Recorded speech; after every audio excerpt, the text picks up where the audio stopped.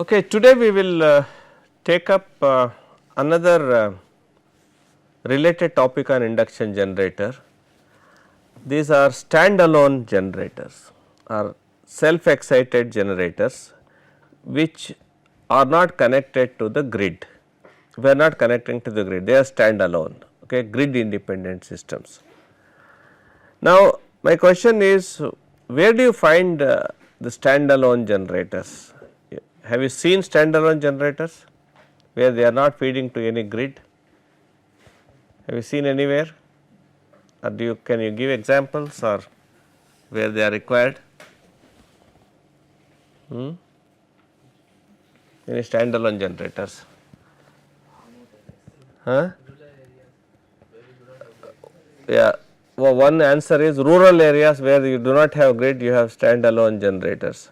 I do not agree with this, because there are more standalone generators in cities. When the power goes off, right, they have standalone generators, and bulk of the industries in any industrial belts, every industry has their own standalone generators, isn't it?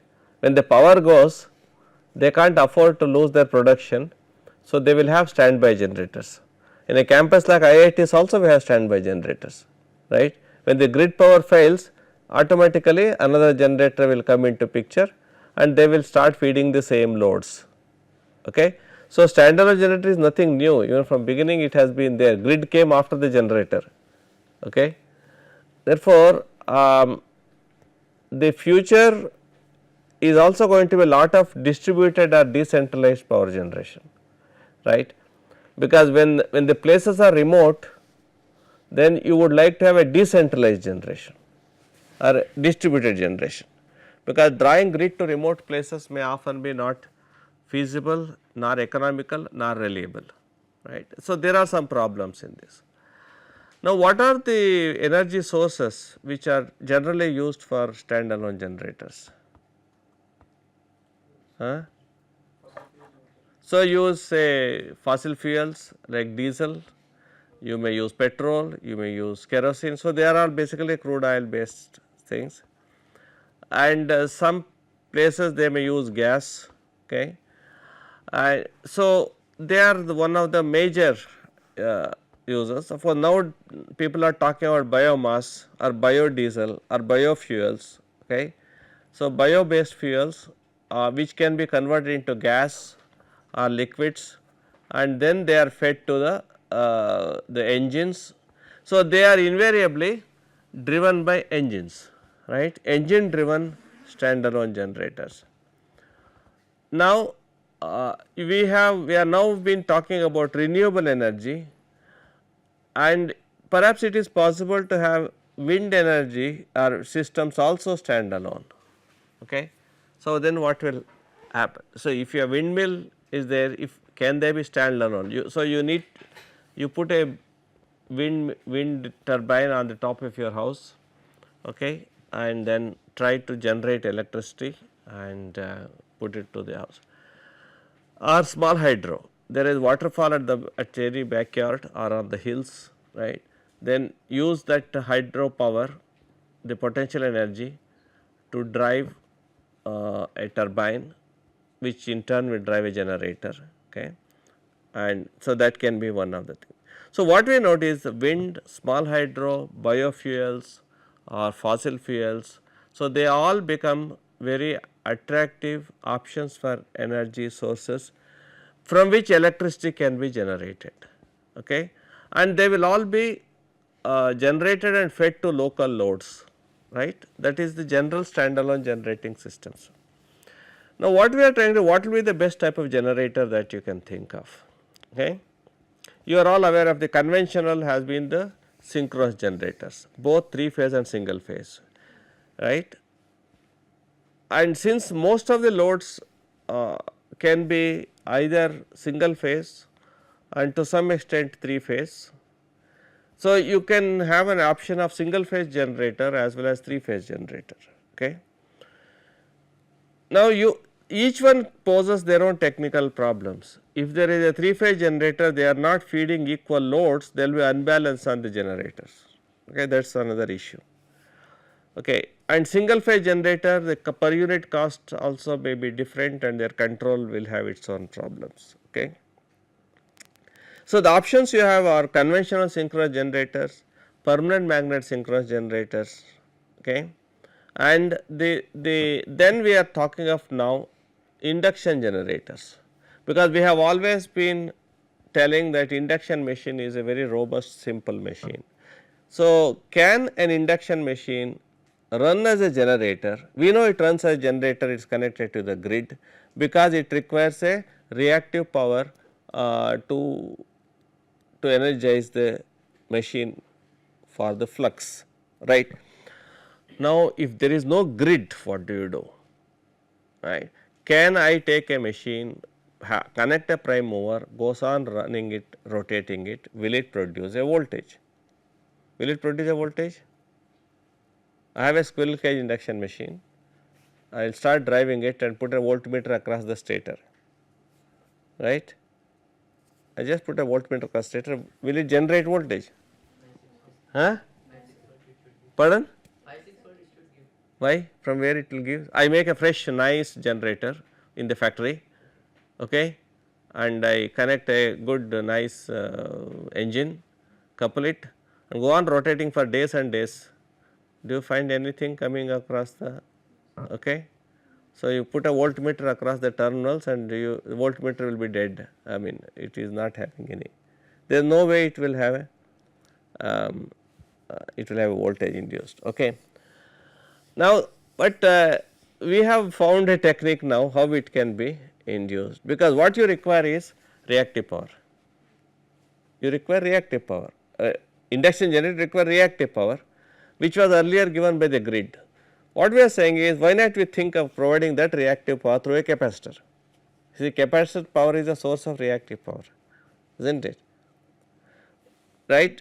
So, that is a concept which is used in the so called self excited induction generator, and which is what is exciting it is the capacitor, and so you require something, it could be a charged capacitor, okay, a little initial charging can be given. So, let us see how it works, okay. So, the principle is, if you connect an appropriate 3-phase capacitor, let us take a 3-phase machine. Let us take a 3-phase machine, I put a 3-phase balanced capacitor bank across its terminals and it is driven externally, okay. So, it is basically a normal induction motor, okay. Then you what we say is an EMF is induced in the winding due to the excitation provided by the capacitor, right. This is a statement I am making. This is the principle of self excited induction generators, okay. This phenomena is termed as capacitor self excitation, okay. You do not have a permanent magnet or anything, you just have a charged capacitor. Okay.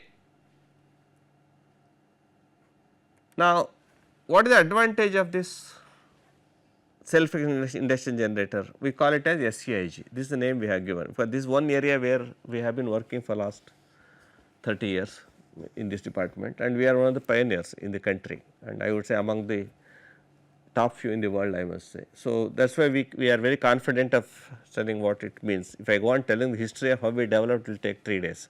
So, I have no time, I can tell you in private separately, okay.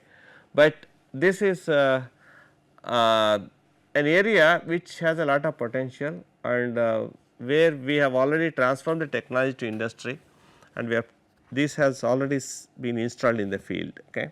This self excited induction generator SCIG, it has some advantage over the conventional alternator as a source of isolated power supply, okay. It has reduced unit cost is less, okay, and it has a brushless rotor because it is a squirrel cage. The advantage is a brushless rotor, unlike other alternators where you have the rotor, you have to put some brushes to feed DC, right. You need brushes to feed DC through the slip rings, no slip rings, no brushes, simple construction, and you do not require another separate DC source, Okay, this is the advantage over the alternators or conventional, and you can easily maintain, easy to maintain, okay, from this point of view. So, the system looks like this. There is a prime mover. So, it could be an engine or a wind turbine or a hydro turbine.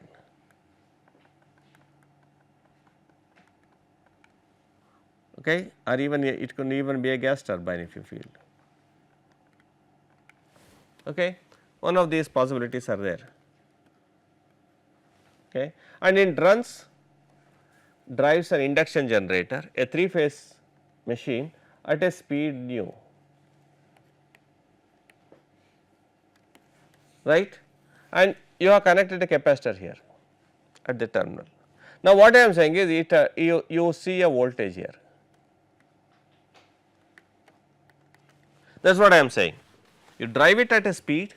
So, what are the requirement? You require a prime mover to provide the speed, and you require a capacitor C, right. Now, what is the phenomena? So, when a suitable capacitor, what do you mean suitable capacitor? Means certain value of capacitor, you connect across a 3-phase induction machine at a per unit speed nu, okay, and voltage currents are induced in the stator due to what we call self excitation. And what is the self excitation? You know, the machine is like a electromagnetic machine and capacitor is electrostatic. So, it is exchange of energy between electromagnetic machine and electrostatic capacitor. You can say similar to resonance, okay, some energy exchange. So, it gets into a mood of resonance, and then there is self excitation take place. Okay.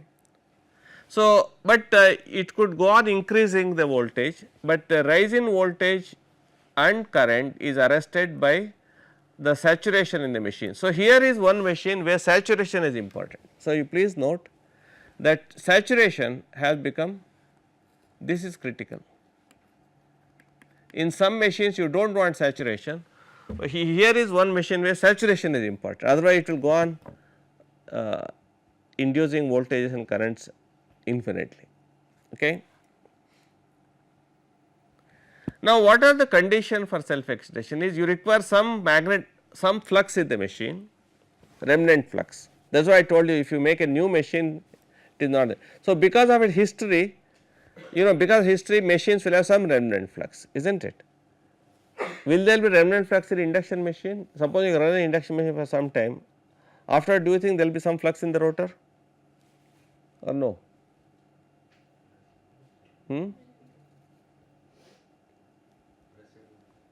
How will it? You see, you can understand in a magnetic in a magnet, in an electromagnet, when you remove the DC, there will still be some flux, but here, will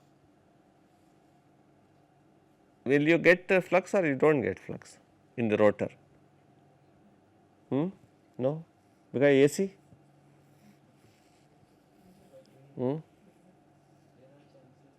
There will be.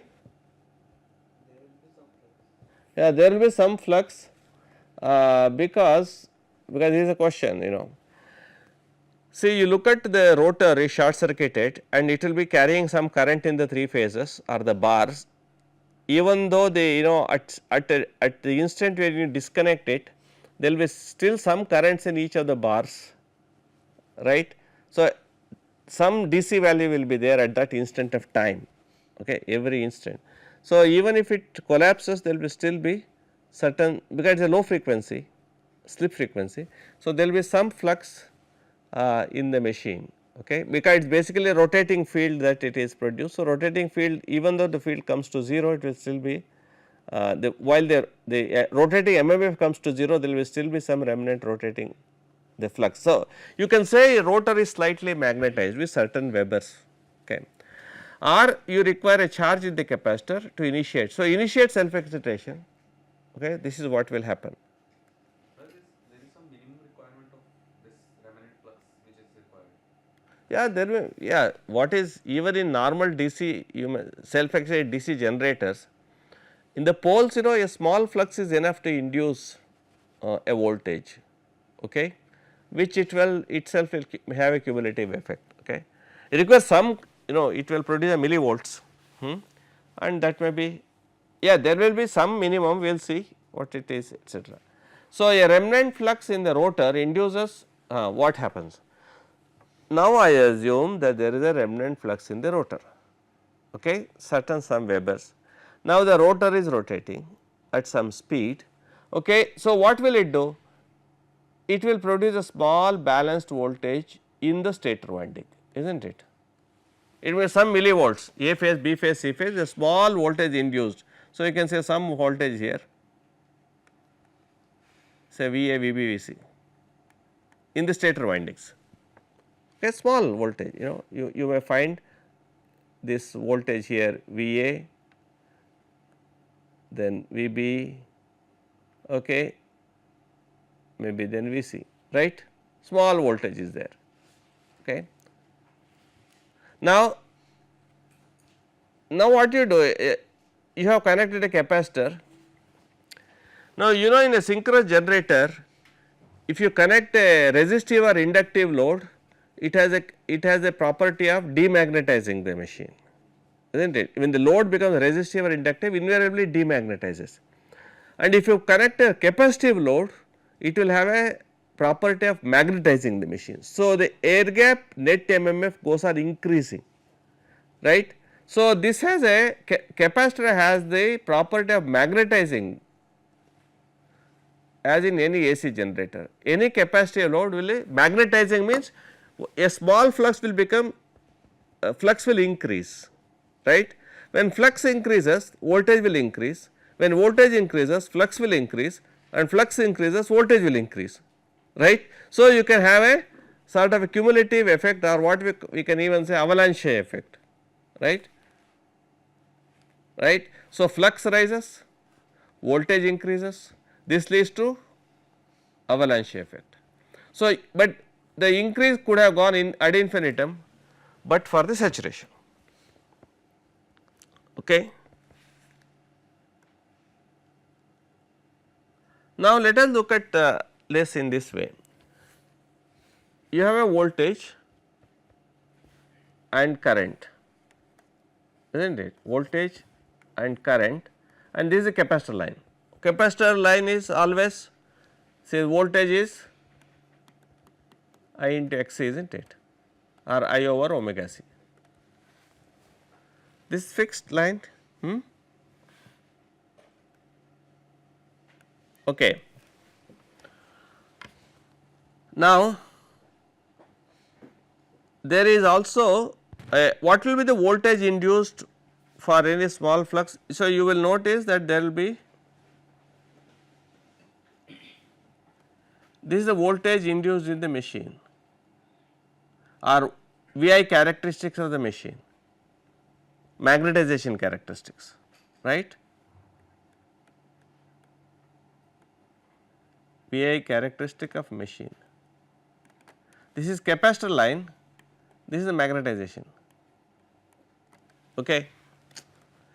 Now, that is why we are saying that there requires some remnant flux, so that at even when there is no current, certain this is the remnant voltage residue.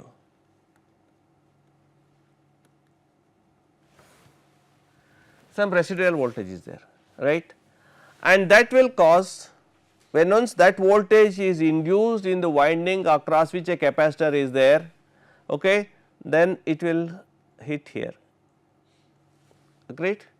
So, it will pass a current for this voltage, this is the current in the capacitor, agreed. So, this much current in the capacitor, which will also flows in the winding. So, due to the magnetization characteristics for that current, okay, it will go to,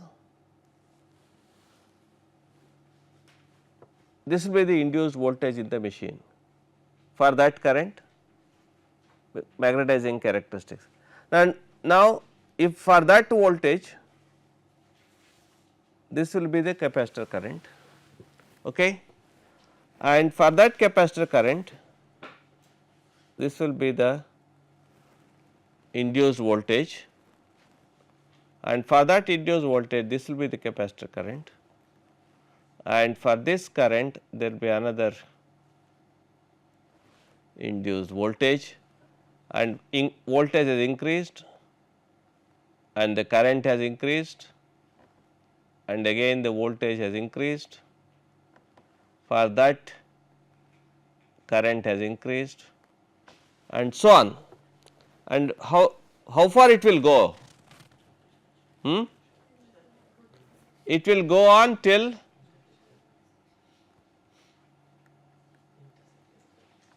so you can see that this is the quiescent operating point. Is it clear? Because we are magnetizing. So, this is a simple explanation. You have a voltage induced that will cause a current in the capacitor, which will increase the voltage, it will cause a current and so on. So, this is a rise of voltage, this is a graphical explanation. So, here this will be the steady voltage. Okay. So, if you say this will be I, let us say steady state, and this may be the V steady state, is not it? So, here it is all building up, it is not a steady state, it is a transient build up. So, small voltage is slowly builds up and ultimately reaches a steady state. Okay. So, if you plot voltage versus time, so initially there is a small voltage, okay, then it will increase, right. So, it will ultimately go to a steady state value, okay, and this is nothing but V steady state peak, right. So, you can assume that, let us say it will go like this. So, it may follow certain envelope like this.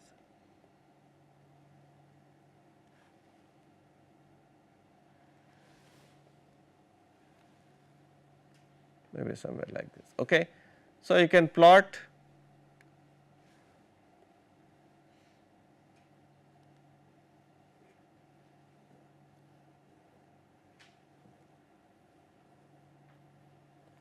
then reach the steady state, sorry. Okay. Now, I am making the speed is constant here. So, what you are doing, you maintain the speed constant, you just switch on the capacitor and you observe that if you take a waveform, you observe that the voltage is building up, and this is how the voltage builds up. Is it clear? So, you have got a final steady state. Okay. Now, if I take an approximate equivalent circuit of a machine. So, machine I will say neglect the stator impedance etc. So, you can say this is a machine, this is the machine, this is capacitor. So, machine will have J xm into F, F we say is approximately equal to nu, because we can assume that the frequency of voltage induced will be proportional to the per unit speed. Nu is speed, is not it, per unit speed. So, this is the frequency, F is the per unit frequency.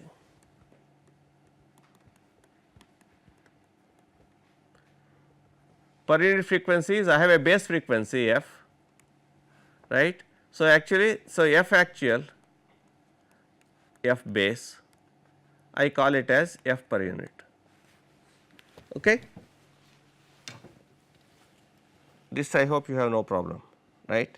So, if nu is 1, F is 1, if nu is 0.8, F is 0.8. Okay. So, now because if xm is correspond to base frequency and xc is correspond to base frequency. Okay. So, for any other frequency it will be xc by f square, xc by f I think here, sorry.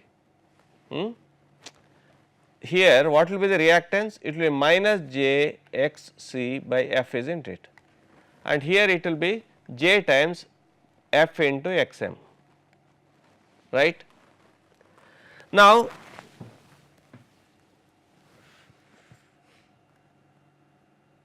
okay, now what you are trying to say is you have the capacitor line, okay, and you have the typically the machine line.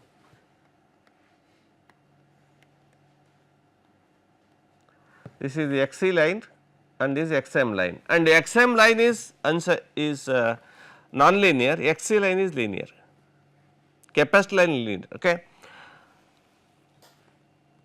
Okay. Now, if this is the circuit, you are saying there is a some current will be flowing and a voltage will be coming across this, isn't it, across the machine.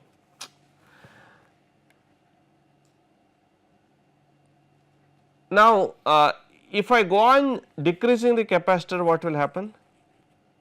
The line, it will go towards, if I decrease the capacitor, so will it go down or will it go up? Huh? V and I. So, capacitor will decrease means Xc will increase. So, this will be, it will go like this. So, you may find a situation where there is a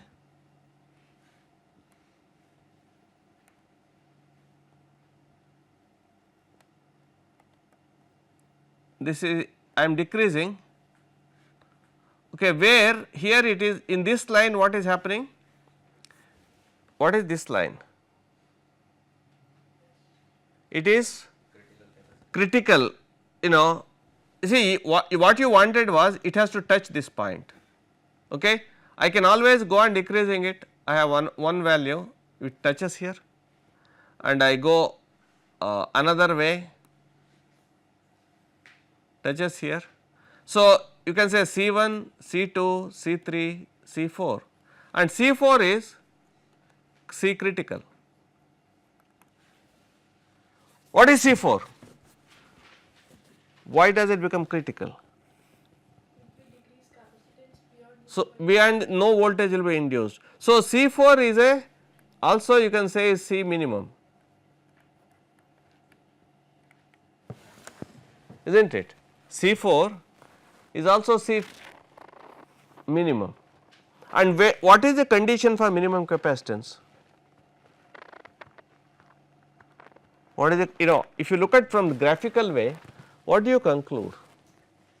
At minimum capacitance, it is tangential to the magnetization line, okay, and so okay.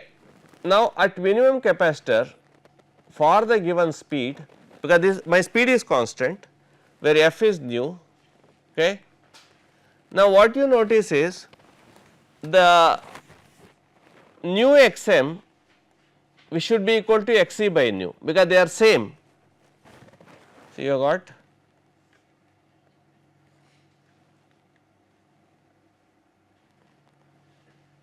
they are same, isn't it? Here whatever, see xm is this is, it has an xm which is corresponding to this. What is xm? Is V by Im, isn't it?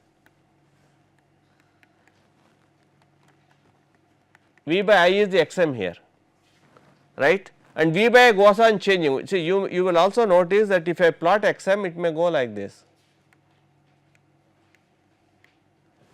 because V by xm is not fixed at all points of I because of non-linearity. Because of non-linearity, only in the air gap line or whatever linear portion xm is fixed, which is the unsaturated xm. Here it is xm is unsaturated, okay, linear xm, okay. So, this xm is unsaturated and the other one is xc by nu, xc corresponds to minimum capacitance, agree. So, at this both should be equal, yes or no, because they are same. this line is same, capacitor line is same as the machine line, right. And what is X is 1 over omega C minimum. See, X is 1 over omega C minimum, because this C is, because we are looking at the C minimum, okay. And what is C minimum then? Will be equal to 1 over omega x m into nu square. So, this should be equal to 1 over nu square. So, what we notice is C minimum is proportional to 1 over speed square. I mean, this we are just getting a qualitative explanation. So, the minimum capacitance will be proportional to, of course, it will be inversely proportional to x m, okay, and inversely proportional to speed square. XM is not a constant value. X m unsaturated, unsaturated is constant. See, x m is not you see, this is x m unsaturated, okay. So, we have C minimum is proportional to 1 over nu square. Any doubt on this? Is it clear? I have just given a qualitative explanation of this. And sir, what is this green line XM? Is This is x m variation with I. This x m is V by I, no? okay. Since this line is non-linear, so at different values of voltage or current, there is saturation, and x m is varying, okay. So, you have a minimum capacitance versus speed. If you plot, how will it look like?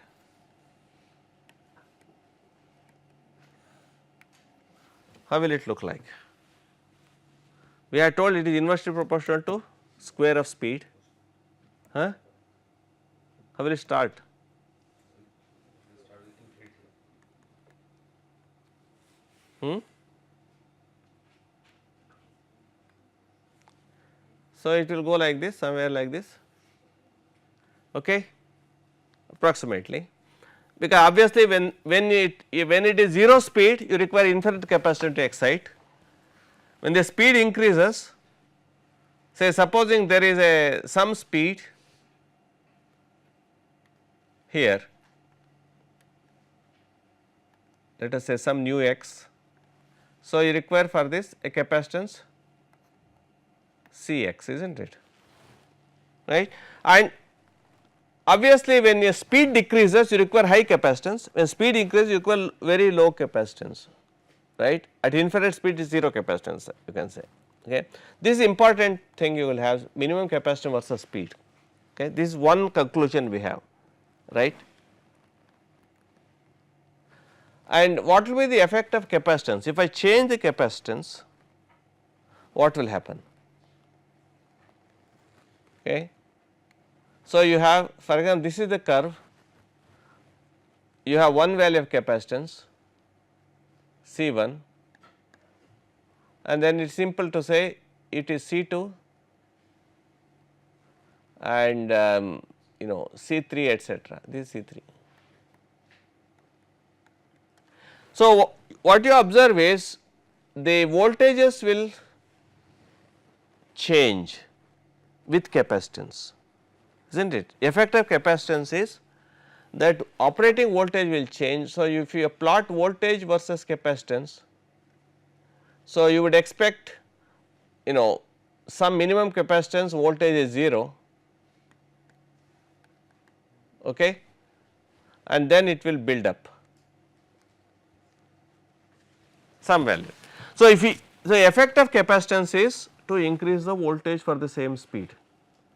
If we, so if you want to control the voltage, you have to control the capacitance. So, this is one of the observation that we make, okay. What will be effect of speed? Again the same, sorry,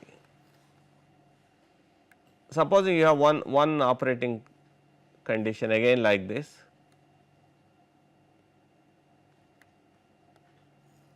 okay, you have this point. So, this is one speed,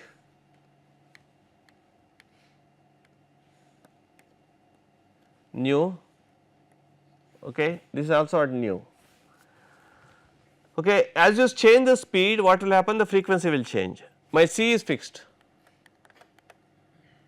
I keep the same constant capacitance, I change the speed.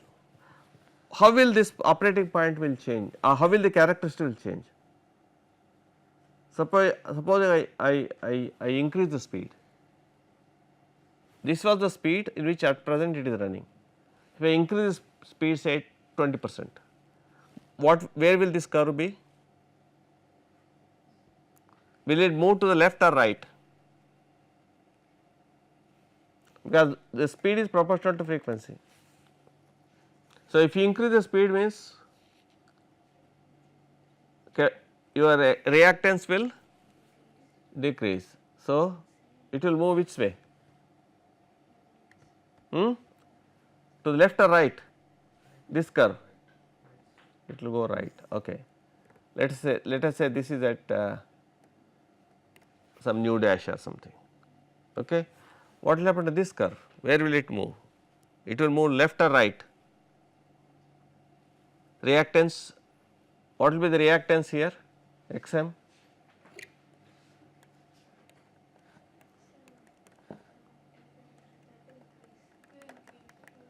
Right. So, it will go to the left or right? It will go to left. So, you will have another curve, okay, where it has moved somewhere here. Okay. So, from this point you will notice it will meet somewhere.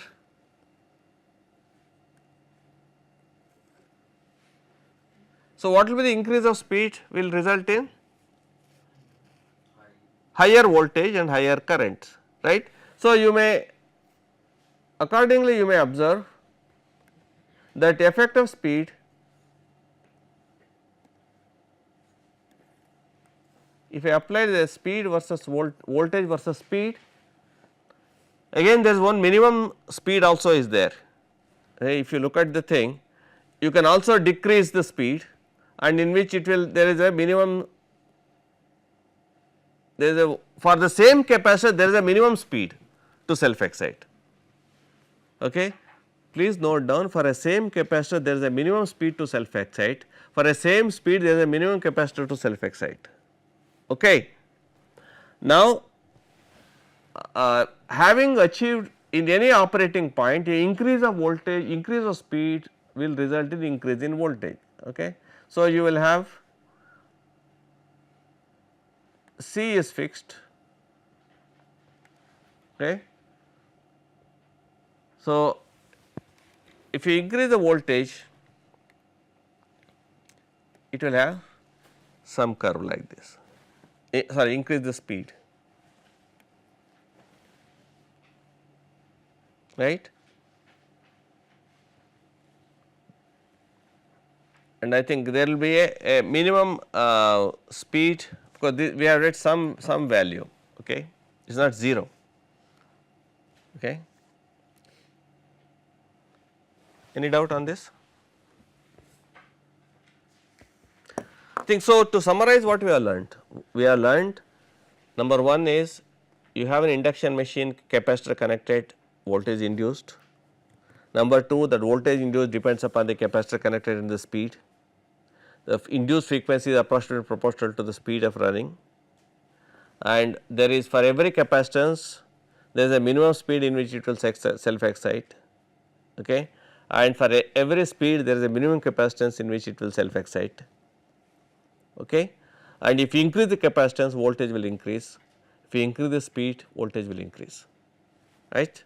We have made a very qualitative explanation of these things, and we have also understood that the magnetic saturation of the machine is critical in this operation. Okay. While the capacitor has a linear characteristics, the machine has a non-linear characteristic. Agreed? So, these are the points that we can summarize. Okay. Now, can we think of a more systematic scientific analysis of this this machine? Okay. So, how do you analyze these machines? A steady state analysis. Okay. We are not talking of transient. it has reached a steady state, but we want to analyze that, okay, because we require knowledge of parameters, is it? I have given you a machine, you can do the blocked rotor, short circuit, open circuit test, you know the parameters, okay, and we require the machine, and what else you require? You require what is the value of capacitance, what is the speed in which it is driven, and if you may connect some load also, at all this is meant for supplying some load, okay. Any, this is okay, no, you have a capacitor. Now, if it is used in isolated power source, so you need to know the terminal voltage and frequency are also not, we do not know what is the voltage, what is the frequency. I am just driving it, but you do not know what is the frequency, what is the voltage. So, it has, so for a given speed, capacitance and load for the given machine I need to know. Objective is I need to know what is the voltage, what is the frequency if I connect certain capacitance, certain speed for a given machine, okay, that is the objective of this analysis, okay. Okay. Have you heard of this method, all of you, in which subject? Power system. You have done in mathematics, no? You have done numerical method, what, and this method is used for what purpose? Differential equation, huh? No, I have not heard. Newton-Raphson method used for differential equation I have not heard, huh? Solving simultaneous non-linear equations, it is not used for differential equations, okay. Maybe you use Runge-Kutta method for differential equations, okay. So, you should know. So, this we will discuss what is the method. Anyway, I think you brush up before you come to next class what is Newton-Raphson method, if you are not, okay. It is used for solving simultaneous equations, okay. This is a procedure to identify saturated parameter, because the problem is here the system is nonlinear and your Xm is a function of saturation, okay. Your magnetizing reactance function of, you do not know what is Xm.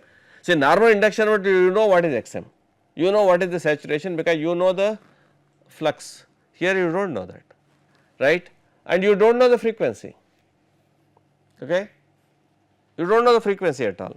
So, you know what you know is you know the load, okay, and so we think of some digital simulation of as a method, right. Now, we make some assumptions that magnetizing reactance is affected by saturation, but all other parameters are constant, right, like resistance is constant, leakage reactance is constant, only Xm is affected by saturation, okay. And so, saturation of main flux, so Xm reflects the what Xm is main flux saturation, okay. So, variation, so we are interested to know what is variation of Xm with saturation, okay.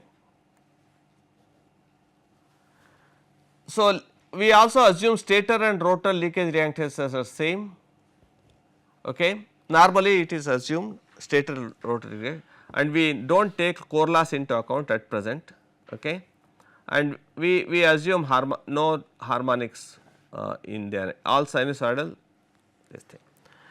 So, you can think of an equivalent circuit like this. I have written an equivalent circuit for a SEIG. Now, this is the machine,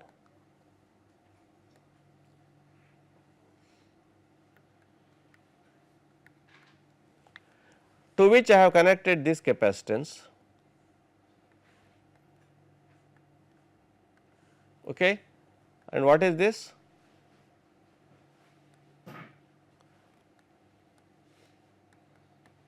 Okay, I have connected this load, right. The machine has you know this is the capacitance is minus j x c by f square divided by f, because I made all up at base frequency, refer to base frequency. So, Rs by f jxls, because they are at base frequency, jxlr these are taken, this is jxm and this is Vg by f, this is Rr over f minus nu, okay, where nu is per unit speed, f is the per unit frequency, and f minus nu is the slip, is not it, and this is all RL by f because they are all normalized to the base frequency. This is our equivalent circuit. So, you have to solve the equivalent circuit, right. You have this equivalent circuit, you have to solve the equivalent circuit, is not it. Are you happy with the equivalent circuit? No problem. If you are happy with the equivalent circuit, what is the problem in solving it? So, you can solve the equivalent circuit and get the parameters. Yes, I have given you the equivalent circuit. What is there? You just write the necessary equations. Huh? Pardon? Is there any problem? I have written the equivalent circuit for you. I have written the equivalent circuit for the machine, capacitor. Huh? B and F both are variable. Pardon, what is variable? B and F both are variable. What is F? Frequency also and voltage generated. Let it vary, what does it matter? XM varies, yes, correct. Then what is the problem? Because I want you first to identify the problem, then you think of a solution. If you do not know what is the problem, you can't think what is the problem here in solving this circuit. I have the circuit, I have written the circuit, it is in front of you. You tell me what is the problem. What is the whole objective is, I want to know what is the voltage across this fellow, load voltage. Across the load, what is the voltage I want to know, and I want to know what is the frequency. Okay. I want to know the voltage and frequency, is there any problem in knowing it? Sir, and this F minus V is velocity. No, nu is velocity, nu is the speed, f is the frequency, f is the induced frequency. What is the problem? So velocity. No, nu is a speed, I say, rotational speed, per unit speed, I mean, okay, and f is a per unit frequency, induced. What are the quantities you know, what are the quantities you do not know? You know RL, you know what is the load you have connected, okay, you know XC, you know what capacitors you have connected, you know speed, what speed you are running, you know, right. Okay, what is it that you do not know? What is it that you do not know? You tell me. Here, among the parameters, you do not know XM because it can assume different values because of saturation, that is true. Unknown is XM and anything else is unknown in this circuit. Any other quantity unknown to you? Huh? Voltage across the capacitor is unknown. Voltage is unknown, right? You do not know what is the voltage. Before that, you do not, because if you do not know the voltage, how do you calculate the current? And how do you find the voltage? Huh? For that we need that current. Yeah, you see, is a funny thing. You do not know the voltage, you say you need the current. You do not know the current, for that you need the voltage.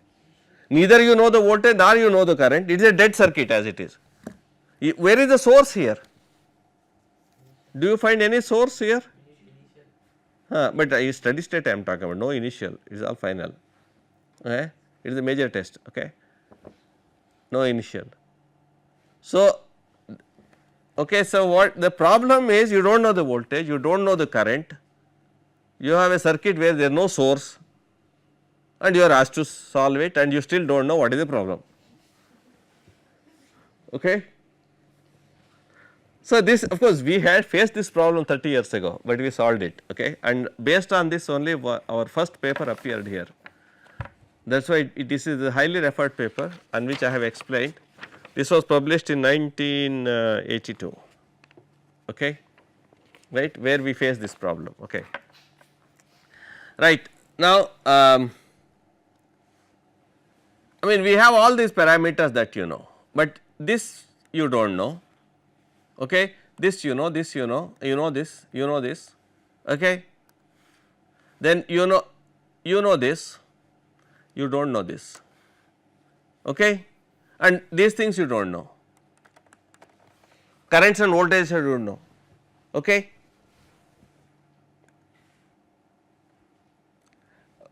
Okay, this we will skip this. Now, effect of saturation is one of the critical thing. Okay.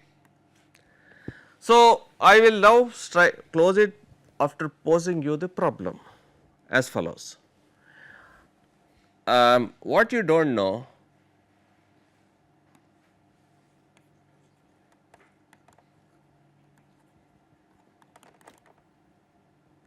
is basically Xm, which is saturated, and you do not know F. So, in that equivalent circuit you do not know these two things. Okay. So, what we are trying to say is, why not I take a loop equation and simplify this, right. That equivalent circuit, okay, I can always say, you know, this equivalent circuit is like a some loop equation here.